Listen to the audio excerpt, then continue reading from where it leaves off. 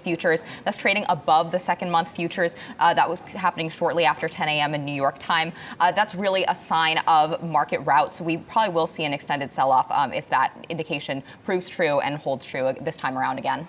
Melody, one of the sectors that's getting hit pretty hard today is the tech sector. I know you follow a lot of these tech names.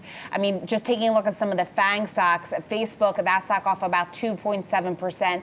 We have Amazon in the red, Apple moving lower. This is a sector that could really be hurt by the developments on trade.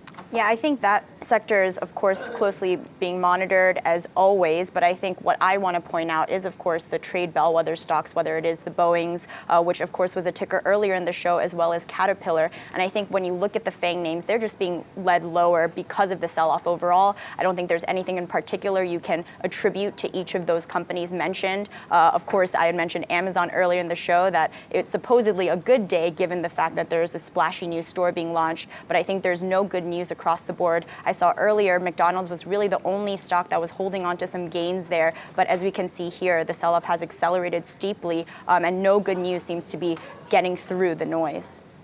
And Heidi, just taking a look at these sectors, all 11 of the S&P sectors are moving to the downside. That's been the case for most of the trading day today. In addition to technology being a worst performer, healthcare is also among the biggest decliners. Yeah, Shona, I have to agree with Emily and Melody. It seems like we definitely are taking these trade war fears very seriously today. It's not like yesterday's session when we really rebounded and the Russell closed actually in positive territory. But what I'm paying attention to here are the semiconductors, the SMH, which is that ETF. If that goes, that is actually a meaningful sign that this could be a real issue on the horizon. But we also have to remember that the Trump administration looks at the stock market as sort of a report card. So it won't be surprising if he comes in here and tries to sort of bring things back to those record highs that we saw earlier this year. Yeah, and Emily, as we head into the close, again, Dow off 537 points right now. So we are well off the lows of the day. But this is, like I said before, just a total reversal from what we saw yesterday. If we do end significantly lower, I mean, this sets us up for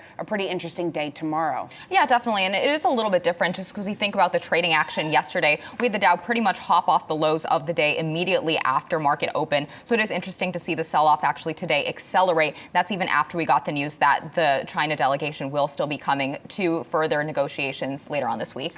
All right, Melody, Emily, and Heidi, thanks so much for joining the show today. Well, coming up.